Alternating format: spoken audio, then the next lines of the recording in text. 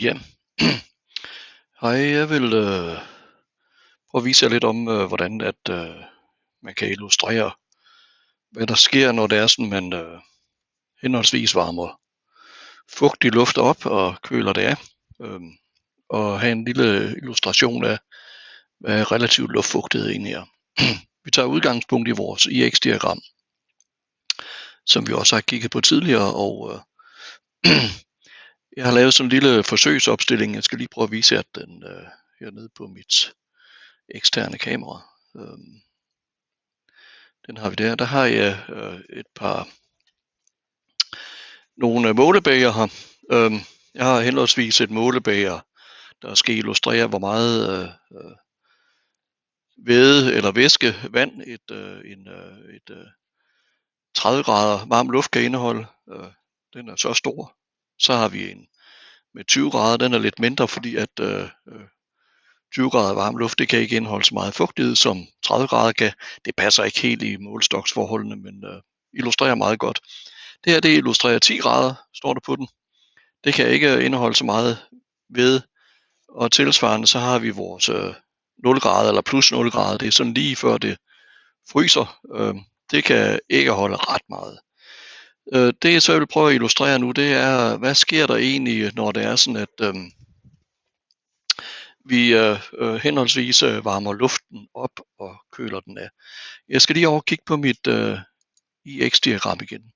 Og som jeg også sagde tidligere, så kan I sikkert godt huske, at i IX-diagrammet, der kan man gå ind og aflæse nogle forskellige ting. Vi har jo grad Celsius op af den lodrette akse, og herude af den vandrette akse, der har vi hvor meget vand en kubikmeter luft eller et kilo tør luft kan indeholde. Der står hernede i bunden x kilo H2O per kilo tør luft. Et kilo tør luft, det fylder næsten det samme som en kubikmeter. Den er godt nok lidt, fylder lidt mere end 1 kubikmeter, men vi leger, den fylder 1 kubikmeter, så er det lidt nemmere at forstå. Og heroppe på IX-diagrammet, der kan vi jo prøve at forestille os, hvis nu vi har en temperatur på 20 grader, ja, så kan 20 grader varm luft, en kubikmeter 20 grader varm luft, den kan indeholde helt op til, hvis vi har en luftfugtighed på 100%, som den er vist her, så kan vi gå herned og aflæse, at hernede der er den omkring, jeg tror den er omkring, den her det er vist nok 0,015 kilogram per kubikmeter tør luft. Men vores luftfugtighed herinde i lokalet, den er jo ikke 100%. Jeg har et lille instrument også med, som jeg lige kan vise jer herovre. Jeg tager lige mit andet webkamera her. Der har jeg et instrument herinde, der viser hvad, ja den viser faktisk meget. Den viser også hvad forureningsgraden er i luften. Nu skal jeg lige holde den, så der ikke kommer alt for meget genskin fra diverse ting og sager, men I kan forhåbentlig se, at der i øjeblikket er en CO2-tal på 442, men jeg kan også se hernede, at der er luften, den er, jeg ved ikke om I kan se det, men den er altså 23,7 grader, og den har en relativ luftfugtighed på 34%, så det vil sige omkring en tredjedel af den der mængde væske eller vand, som en kubikmeter luft den kan indeholde. Ja, det er i den kubikmeter luft, der er herinde i lokalet. Jeg stiller lige hernede bagved igen. Så kan jeg jo illustrere, at min luft herinde, den er omkring 20 grader. Den er godt nok lidt højere, men skal nu være med det. Og så kan jeg lige illustrere med, at nu hælder jeg så den væske i, som sådan en kubikmeter luft her på 20 grader, den kan indeholde. Det er omkring en tredjedel. Det er sgu sådan illustrere det der lidt.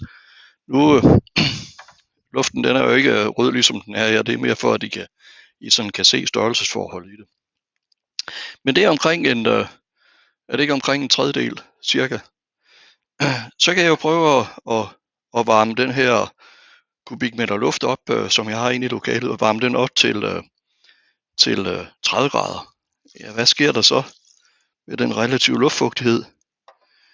Ja, hvor stor en del af det her bæger indeholder nu vand?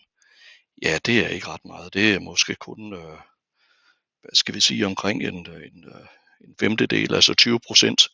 Så det vil sige, at luftfugtigheden, den relative luftfugtighed, den er faldet, fordi vi har varmet luften op. Vi har ikke tilført noget væde, vi har heller ikke taget noget fra den. Så kan jeg prøve at køle luften af igen. Så skulle vi jo meget gerne ende på det samme, som vi havde før, altså omkring en 30%. Og der er jo ikke kommet mere vand i glasset her, end der var før. Der er heller ikke kommet mindre i, så det ligger nogenlunde på omkring en 30%. Så kan jeg så prøve at køle det af til 10 grader. Er det ikke det, der står? Jo, det er det. Og så kan I godt se, at nu begynder den relative luftfugtighed at stige. Og det er jo selvfølgelig fordi, at 10 grader varm luft kan ikke indeholde så meget væske, som 20 grader kan. Så nu er den relative luftfugtighed, nu er den steget. Den er måske op på noget, der ligner 90. Og det er jo sådan, at virkeligheden den er. Og så kommer det store spændende eksperiment, det er jo, hvad sker der, hvis det nu er sådan, at jeg køler luften yderligere ned. Og det er jo det, der sker i et ventilationssystem, hvor vi har en anden form for varmeveksler i. Der er det jo sådan, at den fugtige, beskidte luft, som vi har inde i husets lokaler, jamen det møder jo igennem sådan en aluminiumsbarriere. Luftmængderne har jo ikke direkte forbindelse med hinanden, men på den ene side, der har vi noget fugtig luft, der er de her sådan, 10 grader, og så møder den noget udeluft, der kommer udefra, der måske kun er 0 grader. Og så sker der en kondensering på indersiden i vores ventilationssystem. Og kondensering, det betyder jo, at væsken, den fortættes og bliver til vand. Og det kan vi jo så illustrere med her. Nu køler vi luften af ned til 0 grader. Og hvad sker der så? Ja, så stille og roligt, så vores luftfugtighed, den nærmer sig de 100%. Og hvad sker der så, når det er sådan, vi kører over 100%? Ja, så vælter vandet jo ud i bunden af vores ventilationssystem og ned i tagkonstruktionen. Det er ikke specielt smart. Og det kan også godt være, at rengøringen de ikke synes, at det er specielt smart, det jeg gør nu. Jeg tror lige, at jeg tager og smider min væske ud gennem afløbet og ned og ud i kloakken. Det er godt at ned på gulvet. Det kan godt være, at jeg lige skal tørre bordet af. Det bliver noget værre svineri det her, men hvad? Sådan er det jo. Man laver meget i eksperimentets gode ånd. Men nu har jeg så fået noget luft her, jeg er kølet ned til 0 grader. Det er heldigvis ikke frosset. Og det prøver jeg så at varme op igen. Det er nemlig den måde, man affugter luft på. Ups. Ja, nu kan jeg godt se vandstanden før. Den var jo næsten helt op på 90.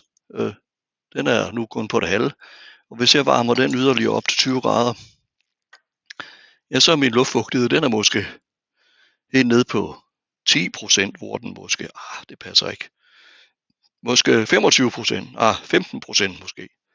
Hvor den tidligere var 33. Så det er egentlig det, der sker i et ventilationssystem, når det er sådan, at vi har en kold udluft, der møder i citationstegn sådan den varme, beskidte indeluft, og der kondenserer vand i vores ventilationssystem. Nå, jeg tror, jeg skal til at rydde lidt op og vaske gulv.